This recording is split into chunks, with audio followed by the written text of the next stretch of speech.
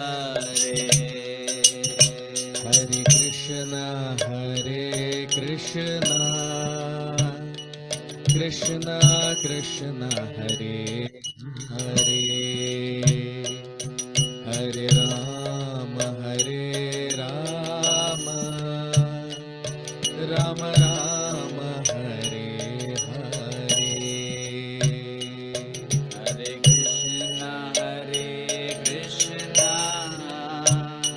Krishna Krishna, Hare Hare,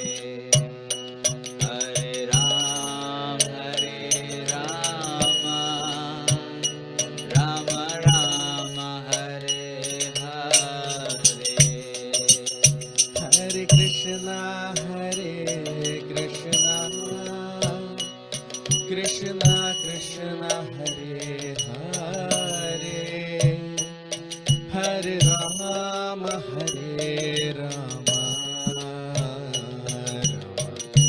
Rama Hare Hare. Hare Krishna, Krishna Krishna Krishna, Hare Hare, Hare Rama,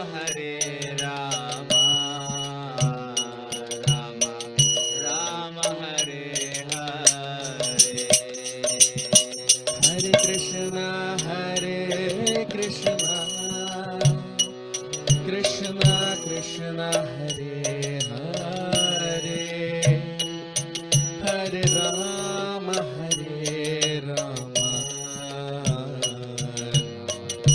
Rama Hare Hare.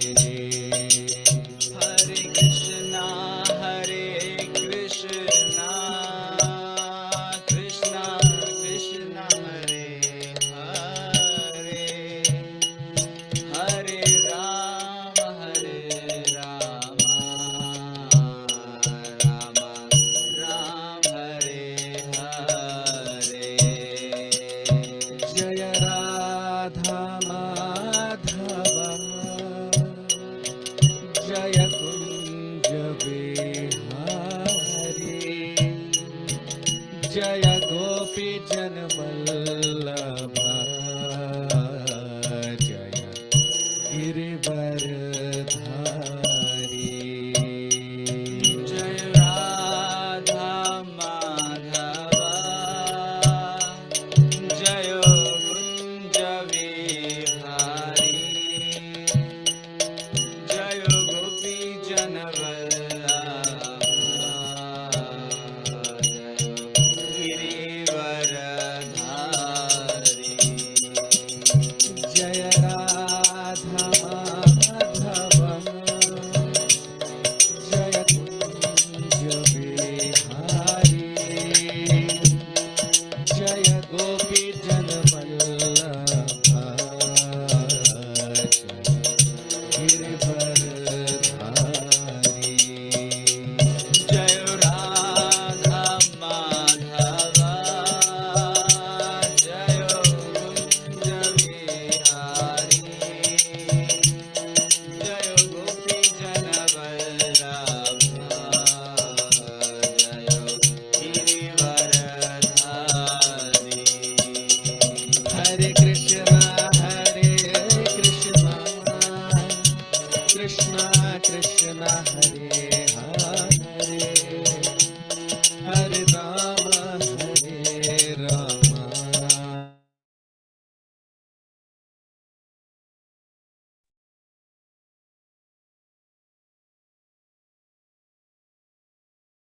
Hare Krishna. So, a very warm welcome to all of you for today's session on the Srimad Bhagavatam. We'll start our session with the prayers. Om Namo Bhagavate Vasudevaya.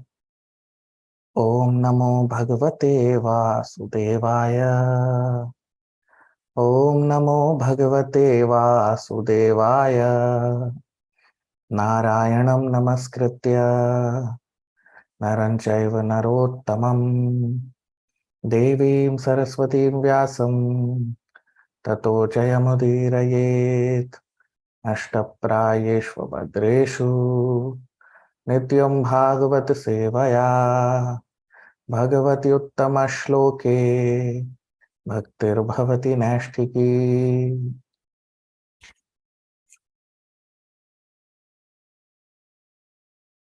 So in our previous session, we covered that how the Lord, he is situated in the Garbhodak ocean, which fills half of the universe. And here Maitreya Rishi is talking about when there is dissolution, temporary dissolution of this universe at the end of the day of Lord Brahma. So at that time, how the Lord, he is lying down on his bedstead, which is made up of the body of Lord Ananta, and he lies down in the Garbhodak ocean. And within his body, the whole universe, all the living entities, they are all present. And according to his will, when he wants, it dissolves. And according to his will, whenever he wants, he creates. Generally, it happens at the end of the day of Lord Brahma, and creation takes place when the day of Lord Brahma starts. So that's what we discussed. Now today we'll start with text 12 of the 8th chapter of the 3rd canto of Srimad Bhagavatam. Text 12, shloka number 12. Chaturyuganam cha sahasramapsu swapan swayuhudiritaya swashaktya kalakhyaya sadit karma tantro lokanapitan dadrisho swadehe. Chaturyuganam cha sahasramapsu swapan swayodiritaya swasaktya kalakhyaya sadit karma tantro lokanapitan dadrisho swadehe. Translation: the Lord lay down for 4,000 yuga cycles in his internal potency, and by his external energy, he appeared to be sleeping within the water. When the living entities were coming out for further development of their fruitive activities, actuated by the energy called Kali Shakti, he saw his transcendental body as bluish. Now you see what is mentioned here by Maitreya Rishi. So he is saying, Chatur Yuganam cha sahasram apsu. Apsu means water. So Chatur Yuganam cha sahasram. Sahasram means 1,000. So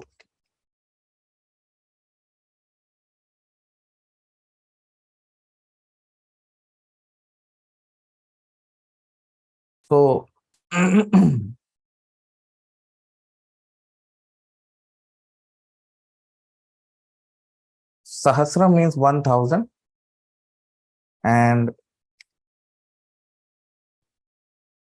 for 1,000 years, the Lord, he lies down, and Chatur Yugana, 4 into 1,000. That means 4,000. You see, Chatur Yuganam cha sahasram. So 4,000 cycles of yugas. So one cycle of yuga is equal, one cycle of yug or yuga is equal to how many yugas? So one cycle is equal to 4 yugas. Satyug, Tretayug, Dwaparyug, Kalyug, that is equal to one cycle. And like that, 4,000 cycles. Okay. So Chatur Yuganam cha sahasram apsu swapan swayo diritaya swashaktya. And when he is lying down for these 4,000 cycles of yugas, what is he doing? Swapan. Swapan means swapna, means dreaming. So the Lord, he's dreaming. And what is he dreaming? Swaya, from his own, Udirataya, how to expand, Swashaktya, from his own energy, how to expand this creation. Kalakshaya asadita karma tantro. And his energy, one of his energy, which is Kal Shakti. Kal means time element. So time element is the predominating factor, which is the energy of the Lord. And karma tantro. And according to the karma, according to the fruitive activities of the living entities, lokan apitam dadrisho swadehe. So the Lord was doing that. He was lying in his mystic slumber, and he was contemplating on how to expand the universe. And he saw his body as, you see, dadrisho swadehe, lokan apitan. Apitan. Pitan means, apitan means blue. So he saw his bluish body like that. You see. So this Kali Shakti,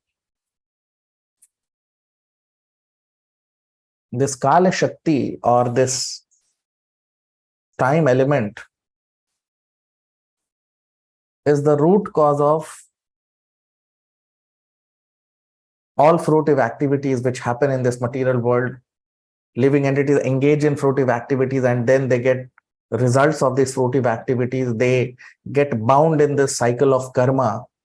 It is all governed by the time element, the Kala Shakti, or the time energy of the Lord. Under the influence of Kala Shakti, under the influence of the time element, all these things are taking place. Right? And the living entities in this material world, beginning from the topmost planet, Brahmaloka, down to the lowest planet in the universe, they are all Nate vidu swartha gatim hi vishnum durashayaye bahirarthamanina andha yathandharupniyamanas tepisha tantra murudam nibaddha. Nate vidu swartha gatim hi vishnum. So all the living entities who have taken birth in this material world, beginning from Lord Brahma down to the insignificant ant, they are all engaged in fruitive activities. All of them, including demigods, human beings, everyone. Beginning from the topmost planet in the universe down to the lowest planet in the universe, everyone is engaged in fruitive activities.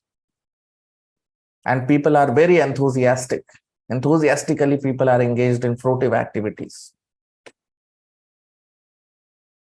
to work for some temporary benefit. Right? That's what everyone is engaged in. We can all see that. Everyone is engaged in for temporary benefit. All the benefits that we see in this material world, which generally people think it is a great goal or it is a great purpose of human life, which generally people think, is it a purpose? No. Ultimately, all these activities are creating what? It is creating bondage. Because all the things for which we are working, they are all temporary. Whether it is money, whether it is property, bank balance, material degrees, BTech, MTech, MBBS, doctor, engineer, officer, business, these professions, profits, monetary profits, relationship profits, all these kinds of things, they are all temporary, isn't it? None of these things are eternal. So people are very enthusiastically working for that purpose. And they think that I should work so hard that I should be able to leave behind a lot of wealth for my children, for my people, for my society, country, whatever, isn't it? People think that I should earn so much money, that I should leave so much for my children, so much for my people, that they should live happily ever after. But how long they'll be able to live? Our children, our family, they'll also not be living for more than 50 or 60 or 100 years at most, isn't it? And for that, to earn this wealth, a person is ready to take all kinds of risks. He's ready to do anything and everything, all kinds of wrong things, all kinds of so-called abominable actions he is ready to do.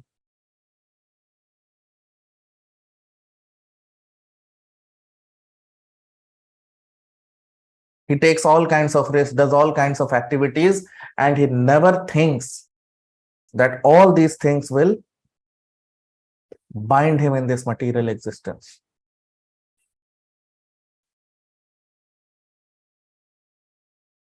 All these activities will actually ultimately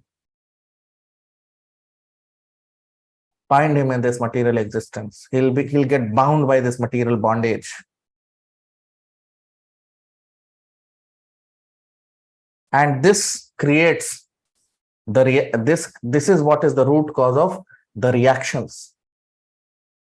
Every activity that we do for material benefit or temporary benefit, that is called fruitive activity. Why it is called fruitive activity? Because we are doing it for some fruit, some material fruit. Bhukti mukti siddhi kami sakale ashant, Krishna bhakta nishkam ata eva shant. So anyone who is working for temporary material benefit, he is basically engaged in either bhukti or mukti or siddhi, some material benefit, or for liberation, or for some mystic powers. And all this creates, ultimately, what does it create? It creates bondage. So, bhukti, mukti, siddhi, kami, sakale, ashant, Krishna bhakta nishkam atayeva shant.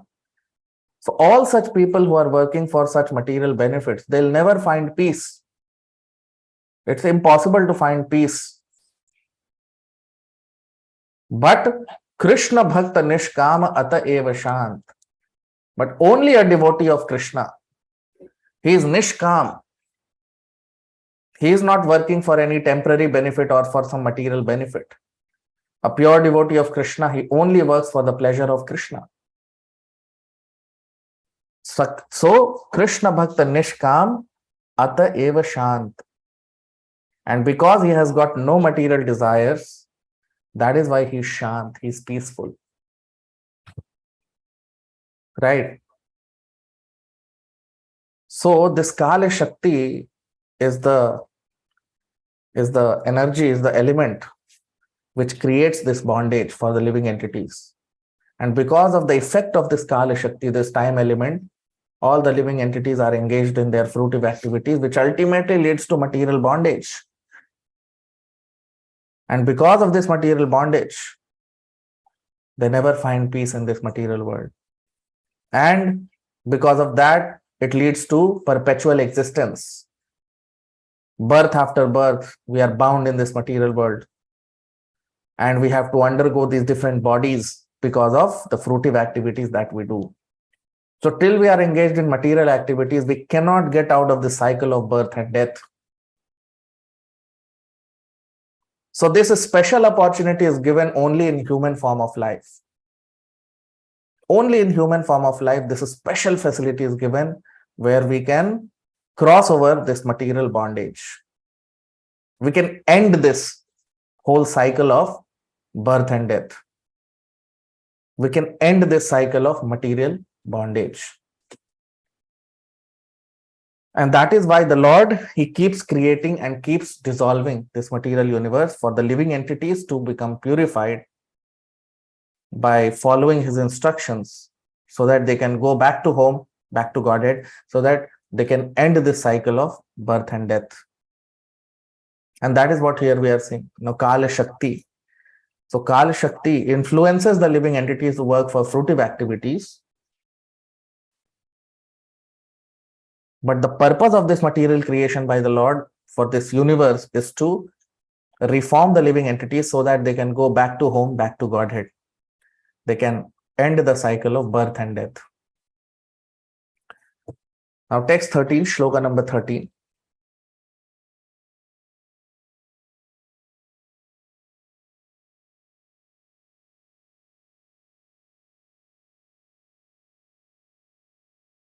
तस्यार्थ सूक्ष्म भिनिविष्ट दृष्टेर अंतर्गतोर्थो रजसातनीयान गुणेन कालानुगतेन विद्धः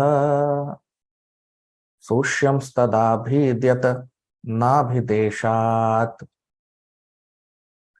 तस्यार्थ सूक्ष्म अभिनिविष्ट दृष्टेर अंतर्गतोर्थो रजसातनीयाम गुणेन कालानुगतेन विद्धः शुष्यंस्तदाभिद्यत नाभिदेशात्.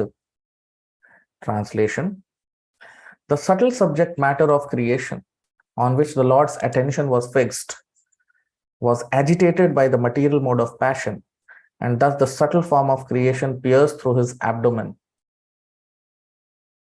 Now you see, what is Maitreya Rishi saying here? So he's saying, Tasya artha sukshma abhinivishta drishter. Drishti, the drishti, the attention of the Lord, the glance of the Lord. Because if you remember, we discussed in the previous chapter,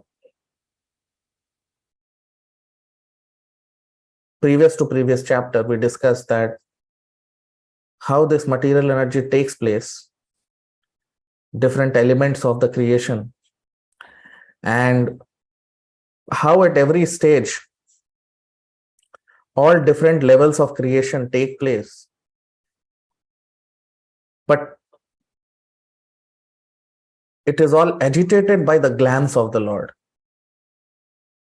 The drishti means the glance of the Lord agitates this material energy, and because of that, different stages of creation take place. Right? So, here in this shloka it is mentioned, Tasya artha sukshma abhinivishta drishter. So, this subtle energy, because there are two kinds of material energy of the Lord. One is gross energy, one is subtle energy. Both are material. The gross energy of the Lord is, gross elements of this creation are earth, water, fire, air, ether. And the subtle elements of creation are mind, intelligence, and false ego. So mind, intelligence, and false ego, they are subtle, sukshma. So the Lord, he was glancing over this material creation, and the subtle elements of material creation were being glanced by the Lord. And all this got, you see, the word is mentioned here, antargatortho. So the Lord was glancing over this, rajasataniyan, and it got agitated by rajasa. Rajasa means mode of passion. Gunena, rajasa taniyan gunena. Guna means the material mode of passion. Rajoguna. So kalanugatena viddhaha. And this was all happening under the influence of the time energy, the time element of the Lord. And Sushyam tada bhidyata na nabhideshat. So when the Lord glanced over this creation, the subtle elements of this creation, then under the influence of the time element, this subtle energy of the Lord, it pierced, you see, Shusham means generation. So this subtle energy of the Lord got generated, tada bhidyata. Bhidyat means to bhed. So it pierced through the Nabhi. Nabhi means the navel of Lord Vishnu. So when the Lord glanced over this material creation, the subtle, this whole material creation was actually within the body of the Lord. So the Lord was contemplating within his body, right? That's what is mentioned in the previous shloka, Swapan. So the Lord is in his mystic slumber and he's planning, he's thinking of expanding the universe. And at that time, the mode of passion under the influence of time element agitated the subtle elements of creation and it pierced through the navel of Lord Vishnu, right? So Rajoguna or mode of passion is the creating mode. Mode of passion is the mode which is required for any kind of creation. So that's why it was agitated. The subtle elements of creation were agitated by the mode of passion under the influence of time element. And this whole subtle energy pierced, or it came out of the navel of the Lord. So what happened after that? Let's see.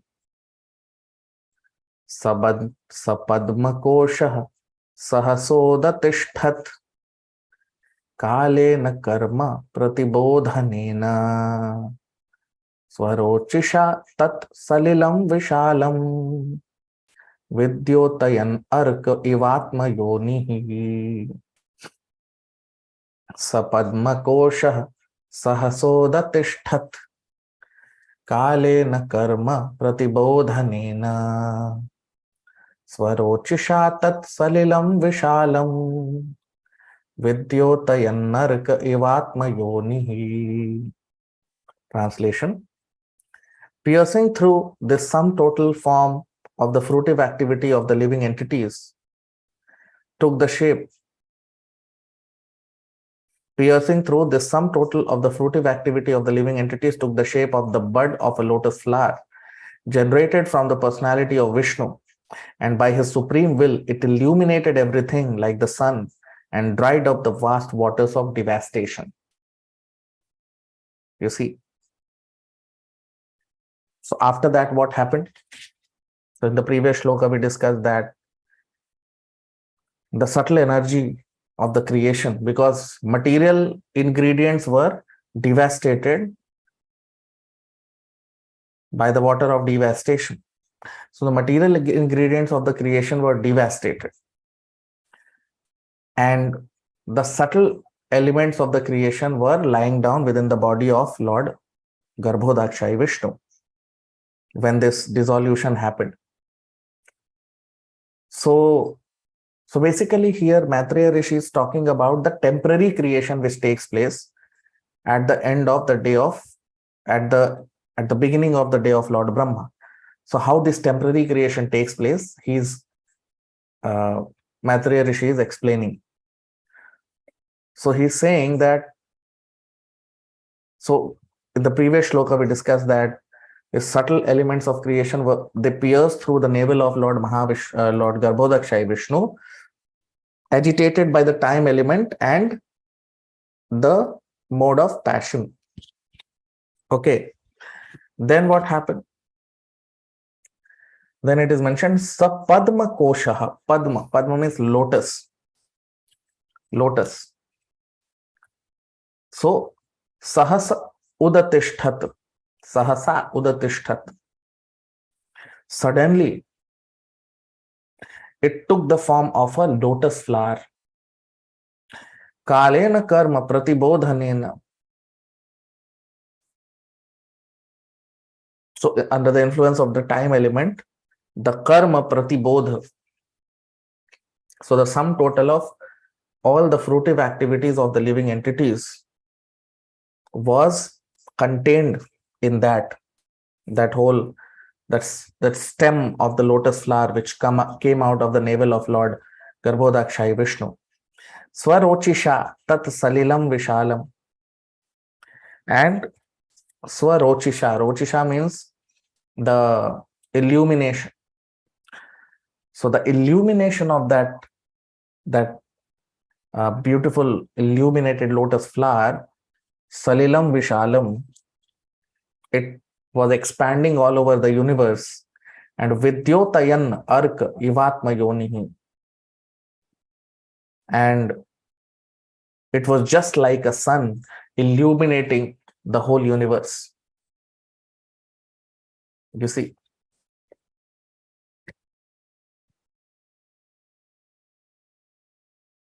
Salilam Vishalam. So it illuminated, this was illuminating the whole universe, and it dried up. Salilam Vishalam, it dried up the water of devastation. The water which had devastated the whole universe was dried up. You see? Because that is how devastation takes place. So, in the beginning, because of tremendous fire, all the material ingredients get burnt up, and then the water of devastation then puts off that fire, and everything is submerged in the water of devastation. But when from the navel of Lord Garbhodakshai Vishnu, this lotus came out under the influence of time element, affected by the mode of passion, then it was so illuminated like sun that this illuminated the whole universe, and the water of devastation dried up. So that's how again this creation now is about to take place. So how it is happening is mentioned here.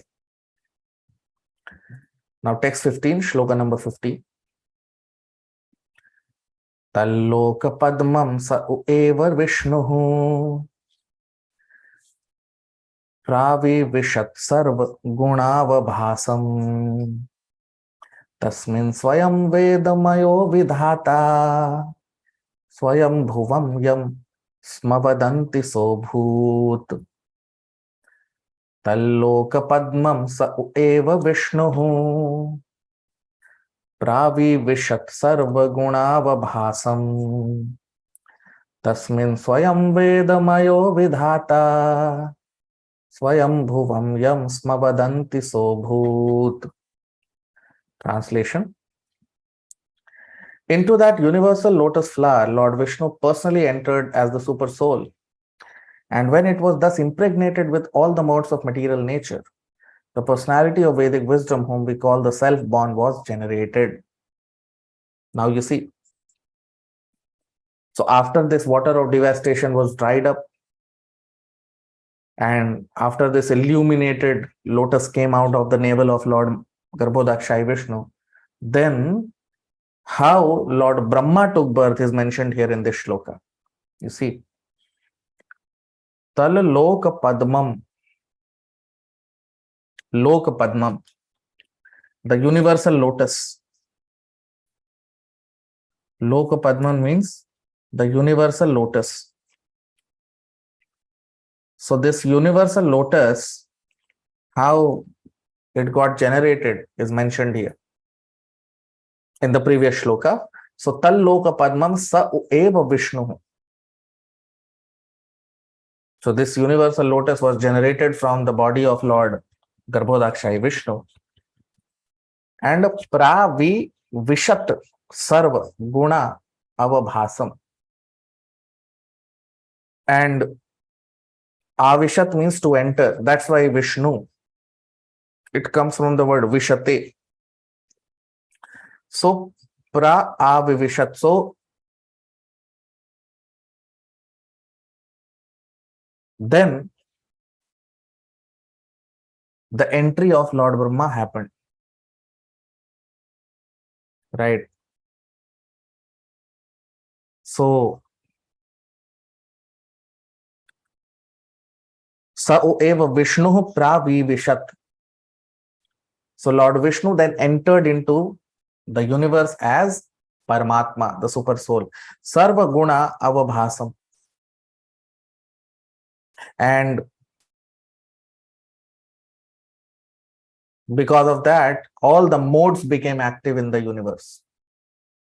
Because it was all agitated by Rajoguna or mode of passion. But when Lord Vishnu entered the universe as Paramatma, into that lotus, into that whole illuminated lotus, as Paramatma, as super soul, the whole universe became, as we discussed in the previous shloka, that when this lotus stem came out, the whole universe became effulgent and the devastating water got dried up. And then when Lord Vishnu entered, then this whole, all the three modes became active. Sattva gun, Rajogun, Tamogun, mode of goodness, mode of passion, mode of ignorance, they became active. And then what happened? Tasmin swayam vedamayo vidhata.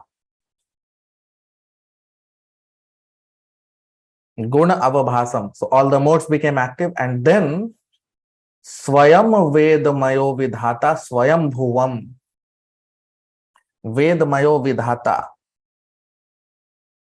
The person who will receive the Vedic knowledge from the Lord, Vedamayo vidhata, and who will be the first person to propagate the Vedic wisdom. Vidhata means the person who will propagate this Vedic wisdom all over the universe. Swayam Bhuvam. Swayam Bhu means Lord Brahma, who has no material mother and father. His father is Lord Vishnu. So Swayam Bhuvam Yam Sma Badanti Sobhut. So Lord Brahma was so abhut, he was born. So Lord Brahma was born from the navel of Lord Vishnu like this.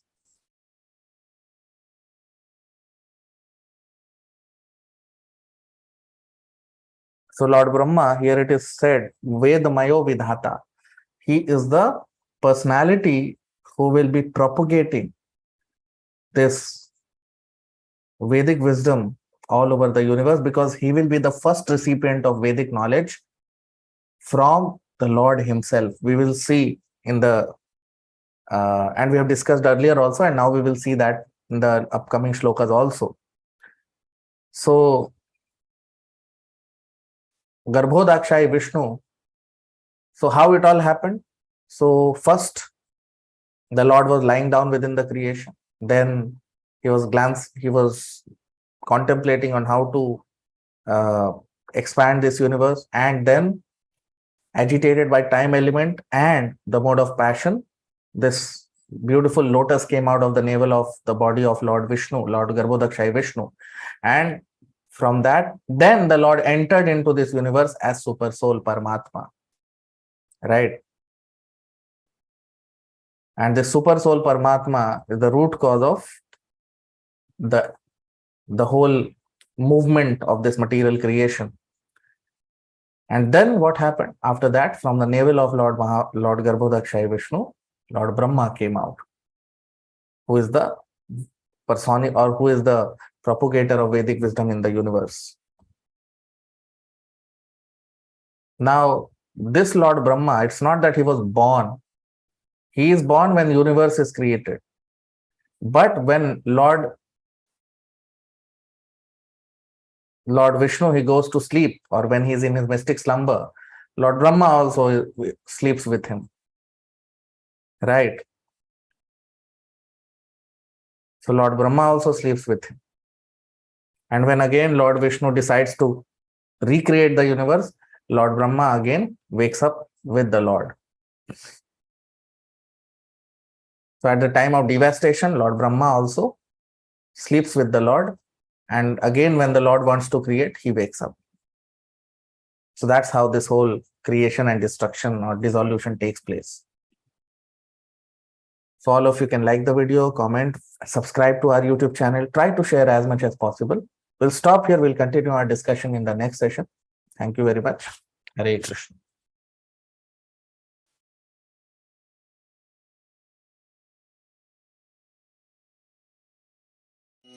Hare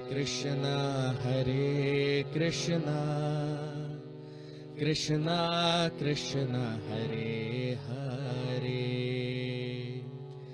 Hare Rama, Rama Rama, Hare Hare. Hare Krishna, Krishna Krishna, Hare Hare, Hare Rama, Rama Rama, Hare Hare. Hare Krishna,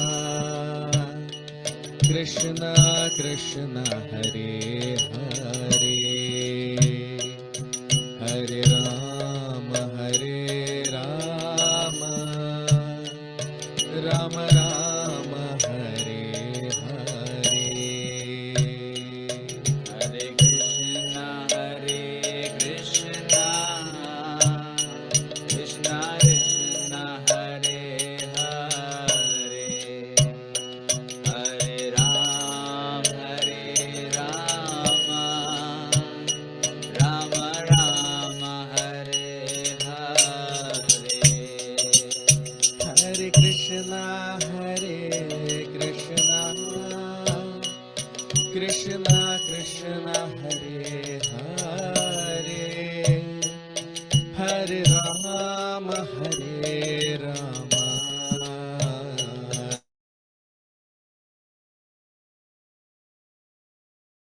हरे कृष्णा। आप सबका बहुत स्वागत आज के भागवत के सत्र में। प्रार्थना के साथ अपने सत्र को प्रारंभ करेंगे।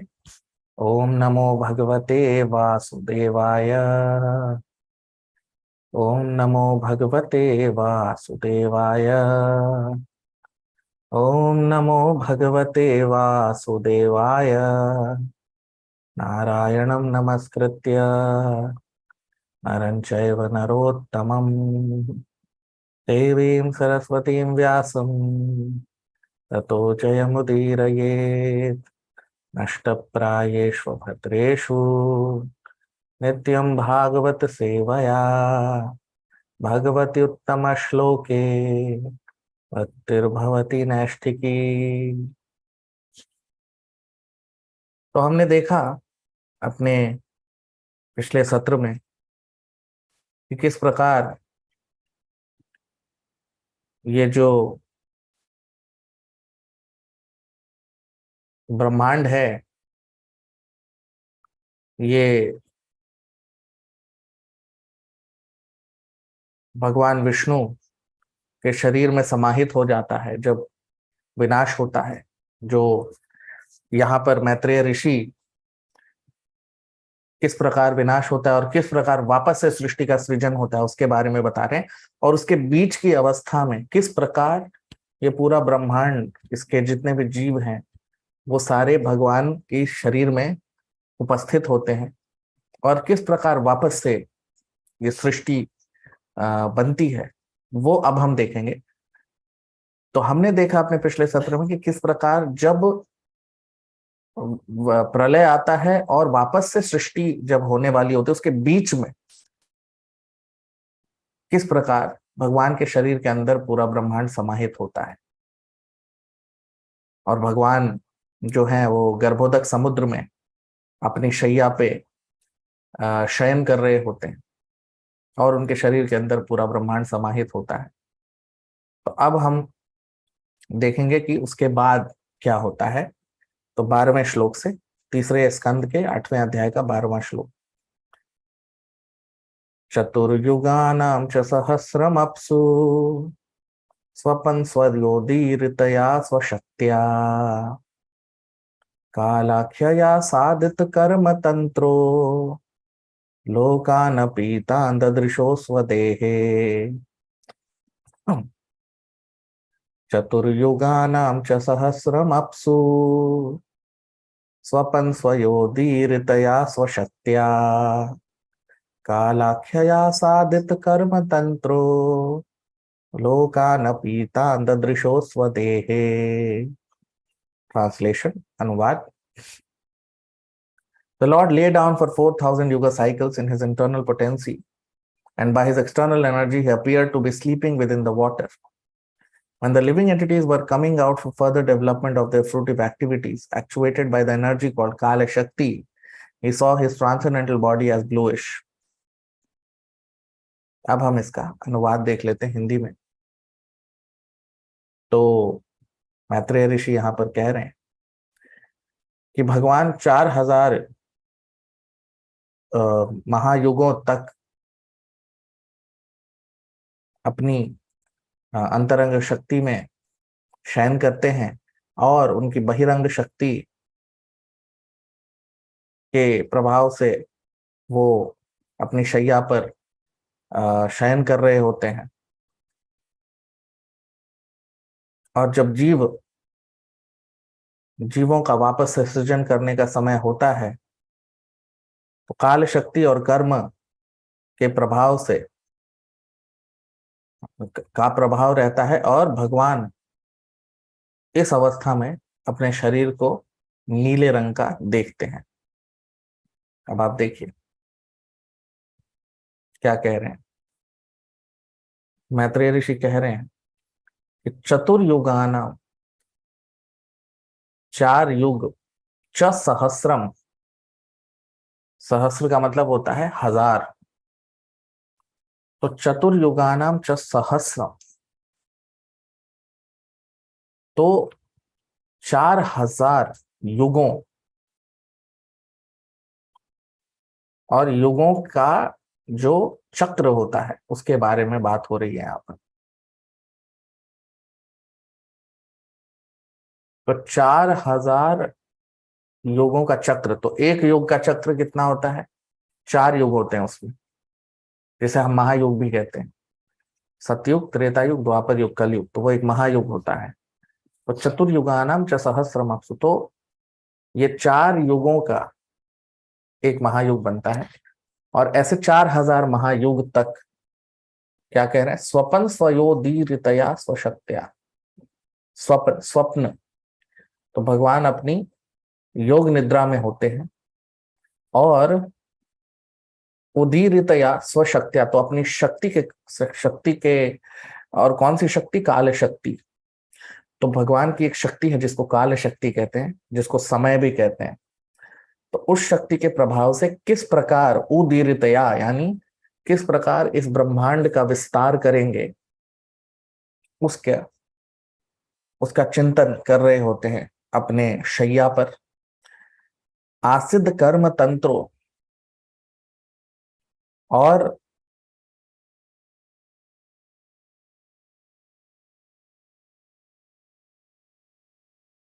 ये काल शक्ति के प्रभाव से और कर्मों के बंधन में जो जीव होते हैं उनको किस तरह से वापस से सृजन करना है, तो वो काल शक्ति के प्रभाव से होता है। तो कह रहे हैं लोकान पीतान ददृशो स्वदेह। तो जब ये चल रहा था, जब भगवान चिंतन कर रहे थे जब कि किस प्रकार विस्तार करें ब्रह्मांड का, तब लोकान पीतान ददृशो स्वदेह। ददृशो मतलब देखना। तो जब भगवान अवलोकन करते हैं तो उनका शरीर जो है वो नीला, अपीत मतलब नीला, अपीतान मतलब नीला, तो नीले रंग का उनका शरीर है। तो ये तो हम सभी जानते हैं कि भगवान का शरीर नीले रंग का है। तो ये जो काल शक्ति है, यानी जो समय है, काल,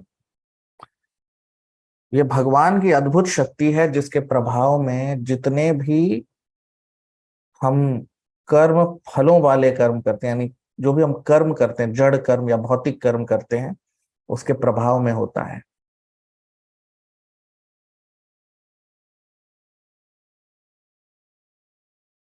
तो ये काल शक्ति के प्रभाव में मनुष्य ये जो निम्न कोटि के कार्य होते हैं, जो अनित्य और अशाश्वत जड़ और भौतिक कर्म जो होते हैं, वो मनुष्य उसमें लगा रहता है। बहुत ही उत्साह के साथ मनुष्य ऐसे कर्म करता है जिसका कोई शाश्वत, उसका कोई परिणाम नहीं होना है। जितने भी कर्म हम इस सृष्टि में देखते हैं जो मनुष्य करते हैं, वो सारे कर्म अशाश्वत होते हैं, टेम्पररी होते हैं, इसका कोई शाश्वत प्रभाव नहीं है। और मनुष्य इसे बहुत ही उत्साह के साथ करता है।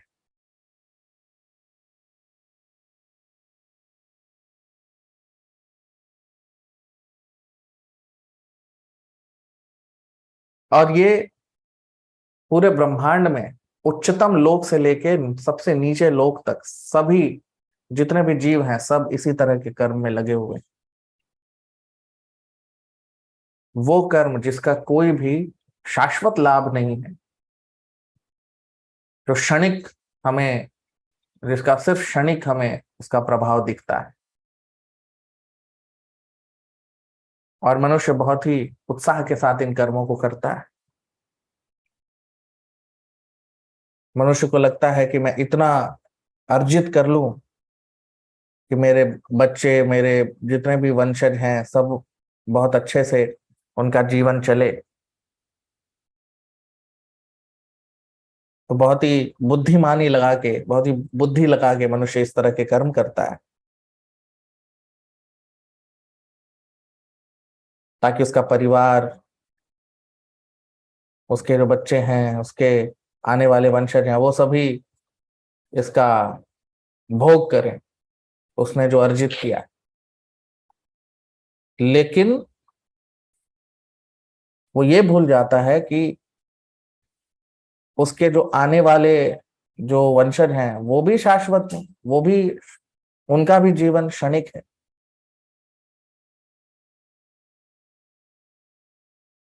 वो भी शाश्वत नहीं। और ये क्षणिक लाभ के लिए मनुष्य जो कर्म करता है, जो ये भौतिक कर्म करता है, इस क्षणिक लाभ के लिए वो सारे, हर तरह का गलत काम मनुष्य इसके लिए करता है, सारे उल्टे सीधे काम करता है। कोई भी पाप करने को मनुष्य तैयार रहता है, और ये भूल जाता है कि ये जितने भी कर्म हैं, न तो उसे लाभ पहुंचाने वाले हैं और न आने वाली पीढ़ियों को, क्योंकि ये सब शरीर के साथ नष्ट हो जाने वाले हैं। कुछ भी अगले जन्म में साथ नहीं जाएगा।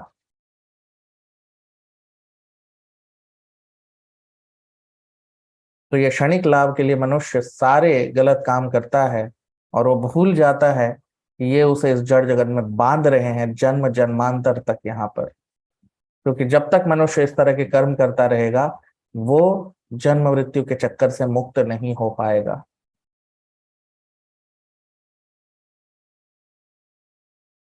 और इस तरह से अनादि कर्म फले पौरी भवार्णव जले। तो अनादि कर्म फले, इस प्रकार जन्म जन्मांतर से मनुष्य अपने ये कर्म बंधन में फंसा रहता है।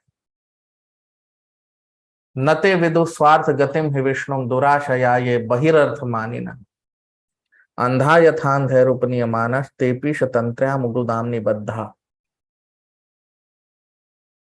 पता ही नहीं है लोगों को कि स्वार्थ जीवन का सिर्फ एक ही है, मनुष्य जीवन का, वो है विष्णु, भगवत प्राप्ति, भगवान को पाना। लेकिन मनुष्य इन सब में लगा रहता है, और वो भूल जाता है कि उसके वास्तविक जीवन का लक्ष्य क्या है।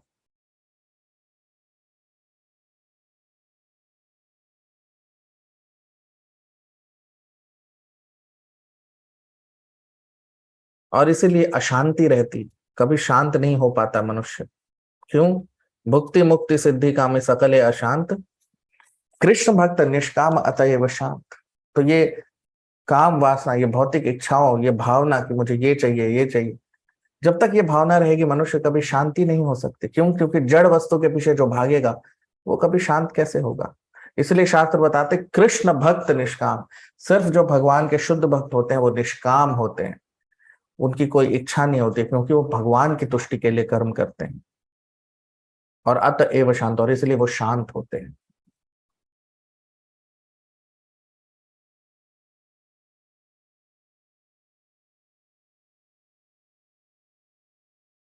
तो इसलिए मनुष्य जीवन ही एक ऐसी योनि है जिसमें हम इस चक्र से मुक्त हो सकते हैं, हम मोक्ष की प्राप्ति कर सकते हैं, भगवत धाम वापस जा सकते हैं।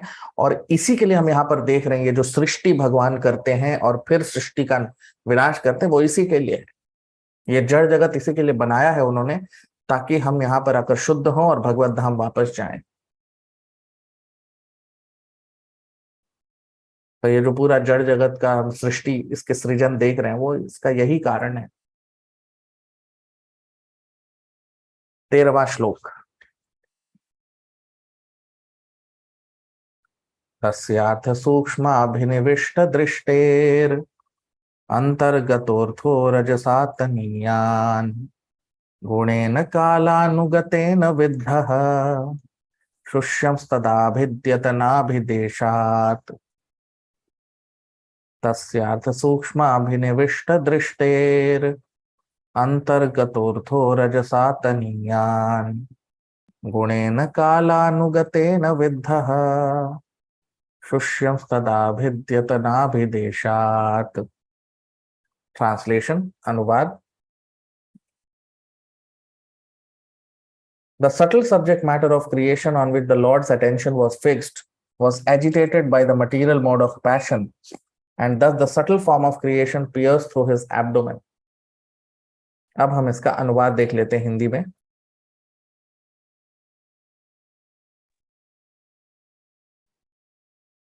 तो भगवान, तो मैत्रेय ऋषि कह रहे हैं कि ये जो सूक्ष्म, ये जो जड़ जगत का सूक्ष्म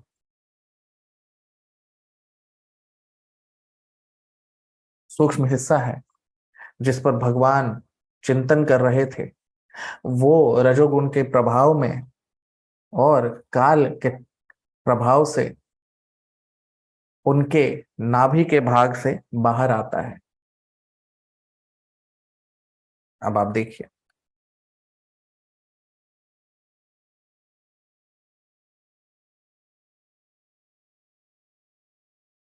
तो क्या कह रहे हैं मैत्रेय ऋषि कि तस्य अर्थ सूक्ष्म,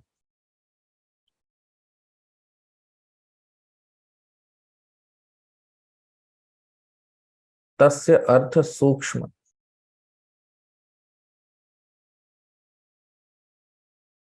तो ये जो सूक्ष्म जो शक्ति है भगवान की,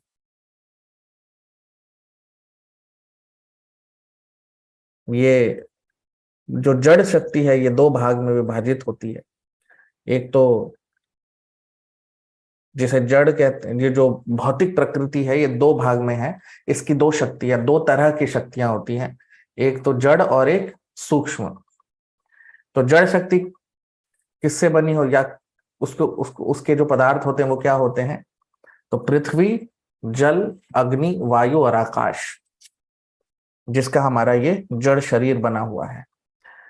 और जो सूक्ष्म शक्ति है वो मन, बुद्धि और अहंकार, जिसे हम देख नहीं सकते, उसे सूक्ष्म कहते हैं। तो कह रहे हैं तस्य अर्थ सूक्ष्म अभिनिविष्ट दृष्टेर।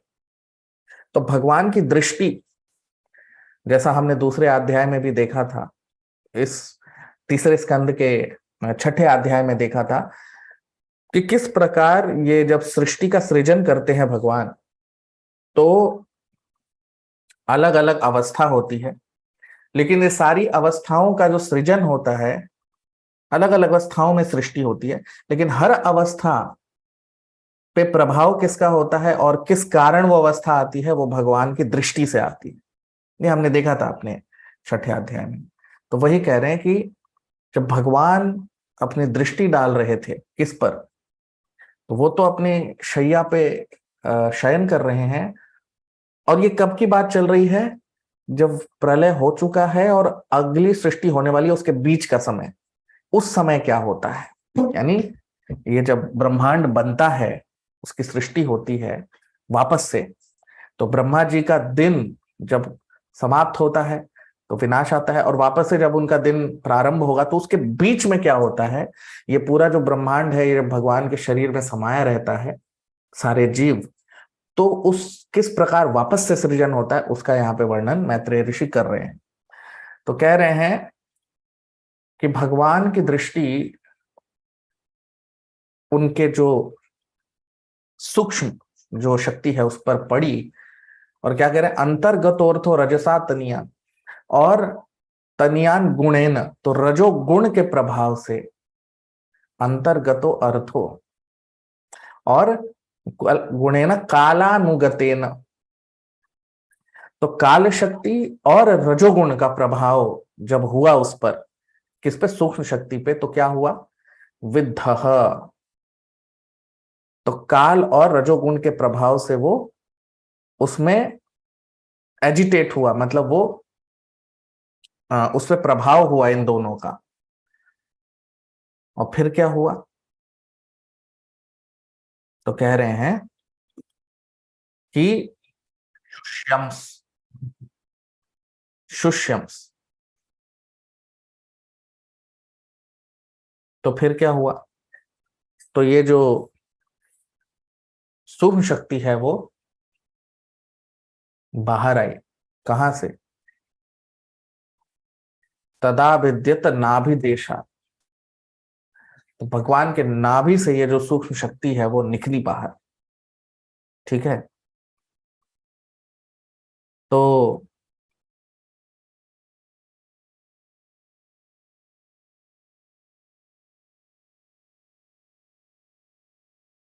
जब ये जो सूक्ष्म शक्ति है जिस पर भगवान की दृष्टि थी, आप देखिए क्या करें, सूक्ष्म अभिनिविष्ट दृष्टि, तो भगवान की दृष्टि जिस सूक्ष्म शक्ति पे थी जो भगवान के शरीर में समाहित थी, उस पर जब दृष्टि डाली, जब दृष्टि डाल रहे थे, तो रजोगुण के प्रभाव से और काल शक्ति के प्रभाव से उसमें उत्तेजना हुई, और वो भगवान के नाभि से बाहर आई, वो जो शक्ति है सूक्ष्म शक्ति।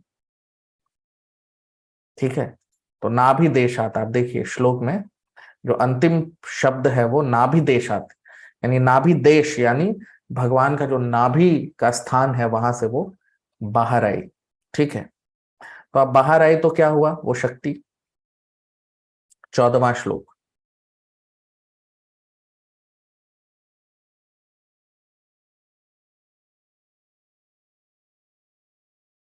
सबद्मकोशः सहसोदतिष्ठत् कालेन कर्म प्रतिबोधनेन,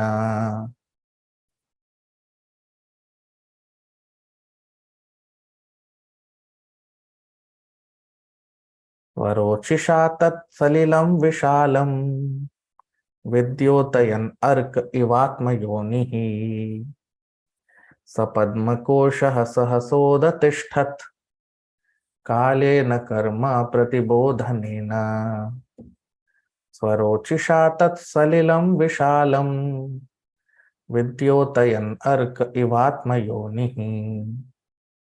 ट्रांसलेशन, अनुवाद,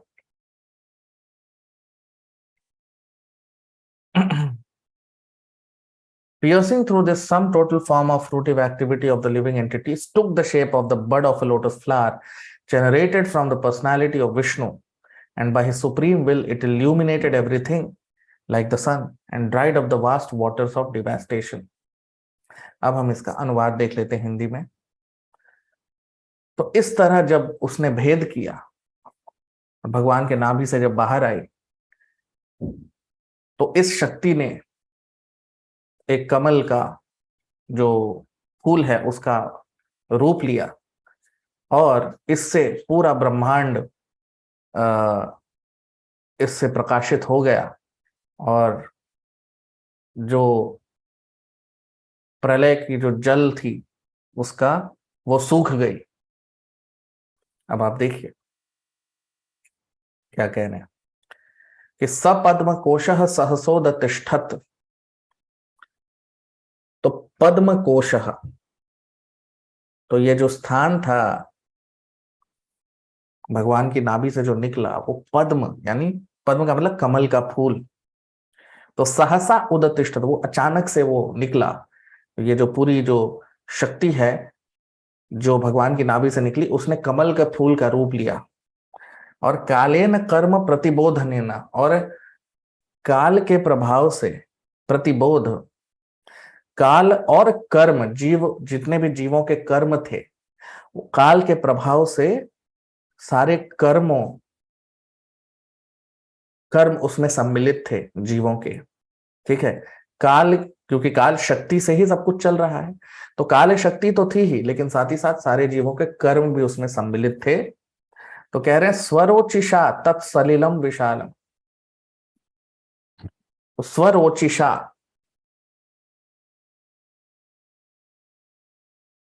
तो भगवान की जो शक्ति है, ये जो कमल का फूल निकला, ये भगवान की शक्ति, काल शक्ति और सारे जीवों के कर्म का सम्मिलित वो भाग था। और फिर क्या हुआ, स्वरोचिषा, तो ये बहुत ही प्रकाशित था। और तत्सलिलम विशालम, और सलिलम, सलिलम मतलब जो सागर था। तो जब सृष्टि में प्रलय आता है तो पहले अग्नि होती है और फिर तो सब कुछ जल जाता है, और उसके बाद एक जल है जिसे हम गर्भोदक जल कहते हैं, जिससे सब कुछ जो अग्नि है वो शांत हो जाती है और सब कुछ जल में समाहित होता है। तो वो जल सूख गया। ठीक है, तो वो जल सूख गया, सलिलम विशालम, बहुत ही विशाल जल था जो सूख गया। तो कहते हैं विद्योतयन अर्क इवात्म योनि। और ये जो अर्क, अर्क का मतलब सूर्य देव। ठीक है, तो ये जो कमल का फूल निकला ये सूर्य देव के समान पूरे ब्रह्मांड को प्रकाशित कर रहा था, जिसके प्रभाव से जल भी सूख गया। तो जल सूख गया, फिर क्या हुआ आइए देखते हैं। अब ब्रह्मा जी कैसे प्रकट हुए उसको देखते हैं। 15वां श्लोक। तल्लोक पद्मं स एव विष्णु प्राविविशत् सर्वगुणावभासम् तस्मिन् स्वयं वेदमयो विधाता स्वयं भुवं यं स्म वदन्ति सोऽभूत्। तल्लोक पद्मं स एव विष्णु प्राविविशत् सर्वगुणावभासम् तस्मिन् स्वयं वेदमयो विधाता स्वयं भुवं यं स्म वदन्ति सोऽभूत्। Translation. Into that universal lotus flower, Lord Vishnu personally entered as the super soul, and when it was thus impregnated with all the modes of material nature, the personality of Vedic wisdom, whom we call the self-born, was generated. अब हम इसका अनुवाद देख लेते हैं हिंदी में। तो उस ब्रह्मांड के कमल के फूल में भगवान विष्णु प्रवेश करते हैं परमात्मा के रूप में, और जब इसे ये उत्तेजित होती है तीनों गुणों से, तब इसमें स्वयंभू ब्रह्मा जी का सृजन और वो प्रकट होते हैं। अब आप देखिए, तो कह रहे हैं तल लोक पद्मम, तो ये जो पद्म यानी जो कमल का फूल था, इसमें स एव विष्णु प्राविविशत, इसमें भगवान विष्णु प्रवेश करते हैं परमात्मा के रूप में, क्योंकि भगवान विष्णु के बिना तो कुछ हो ही नहीं सकता। तो वो प्रवेश करते हैं परमात्मा के रूप में, जिससे सर्व गुणावभासम, सारे जो गुण है वो उसमें फिर वो उस प्रभाव में आ जाते हैं। मतलब सत्व गुण, रजोगुण, तमोगुण, सारे गुण गतिमान हो जाते हैं भगवान के प्रवेश से। फिर क्या हुआ, तस्मिन् स्वयं वेदमयो विधाता, और उसके बाद वेदमयो विधाता, स्वयंभुवम, यानी ब्रह्मा जी का नाम है स्वयंभू। तो स्वयंभू ब्रह्मा जी जो वेदमयो विधाता है, मतलब जिनको वेदों का ज्ञान भगवान स्वयं देंगे, अभी हम देखेंगे। तो क्योंकि भगवान के द्वारा ब्रह्मा जी को सबसे पहले वेदों का ज्ञान मिला, और फिर ब्रह्मा जी इसको पूरे ब्रह्मांड में फैलाएंगे, मतलब वो फिर अपने पुत्रों को और सबको देंगे। तो वही कह रहे हैं वेदमयो विधाता, तो जो वेदों को पूरे ब्रह्मांड में प्रदान करेंगे वो ब्रह्मा जी स्वयंभू हैं। स्वयंभू मतलब जिनका कोई जड़ माता पिता न हो, जिनका जन्म भगवान विष्णु से हुआ है। तो यम स्म वदंती शोभु, तो वो प्रकट हुए इस कमल के फूल में। देखिए आप, तो इस प्रकार ब्रह्मा जी प्रकट हुए।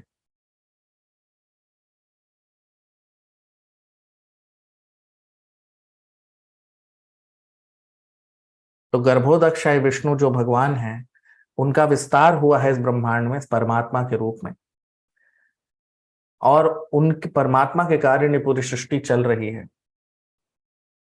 तो भगवान गर्भोदक्षाई विष्णु जब परमात्मा के रूप में प्रवेश करते हैं ब्रह्मांड में, और तो तीनों गुण जो है वो उनका वो गतिमान हो जाते हैं, और उसके बाद ब्रह्मा जी प्रकट होते हैं कमल के फूल पर। तो इस प्रकार ये सृष्टि जो हो रही है, अब हम देख रहे हैं किस प्रकार ब्रह्मांड की सृष्टि हो रही है, ब्रह्मांड के अंदर किस प्रकार। तो ये जो सृष्टि हो रही है ये टेम्पररी है, मतलब ये शाश्वत सृष्टि नहीं है। शाश्वत तो खैर सृष्टि कोई जड़ जगत नहीं होता, ये तो हमेशा अनित्य ही होता है, अशाश्वत ही होता है। लेकिन जो ये सृष्टि हम देख रहे हैं, ये ब्रह्मा जी का दिन प्रारंभ होता है और दिन समाप्त होता है, उसके बीच का ये अवस्था चल रही है उसकी। तो अब किस प्रकार ब्रह्मा जी प्रकट हुए वो तो हमने देखा, अब क्या होगा वो हम आगे आने वाले सत्रों में इसकी चर्चा करेंगे। आज यहीं अपने सत्र को विराम देंगे। आप लोग वीडियो को लाइक कर लीजिए, कमेंट कीजिए, हमारे चैनल को सब्सक्राइब कीजिए, और जितना हो सके शेयर कीजिए ताकि सब तक ये संदेश पहुंच सके, और इस चर्चा को हम आगे बढ़ाएंगे। आज यहीं विराम देंगे।